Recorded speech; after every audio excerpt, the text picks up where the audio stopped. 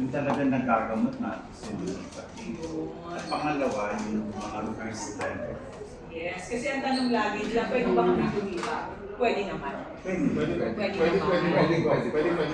Yes, so pakita natin. At ito, May napansin ba kayo? yung bigas, o yun ang hinahanap ko. Doc JP Nilagay na kagad. Ongoing pa lang ang registration. Kaya nga, nandiyan na kaagad naghihintay na ang bigas Yes, po. sa ating mga kababayan. Malaki. Kaya lang sa kanila ko. Kasi alam mo, ayun linawin pala natin na hindi lang to para sa mga adult, ano? Ito yan ay para kahit mga bata. Yes po. Oo, na may cancer. po tayo. Yes, ay pwede rin po na magpa-chemo dito sa atin. So, ulitin lang po natin, meron tayong ilang upuan dito. Meron po tayong 20 chairs dito na kaya po natin mag-treat between 45 to 60 patients. Lahat po ng specialista po sa onco, gynae onco, pedia onco, lima onco, at lahat ng med onco nandito po sa atin.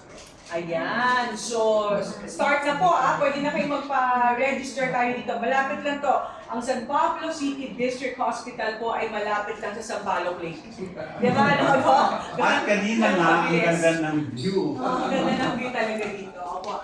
Dito sa Sampaloc Lake, madali lang po pumunta na kayo dito. Yan, klaro yan pwede kayo maglipat dito kung kailangan. May oncologist naman po na titigil sa kanila. Meron po. Okay, so yes, magkata tayo ng ribbon or i-formalize natin ito. Agor, kung magkakatayo ng ribbon, pasilip lang namin yung, Sige. yung mga gamot. Okay, pasilip natin.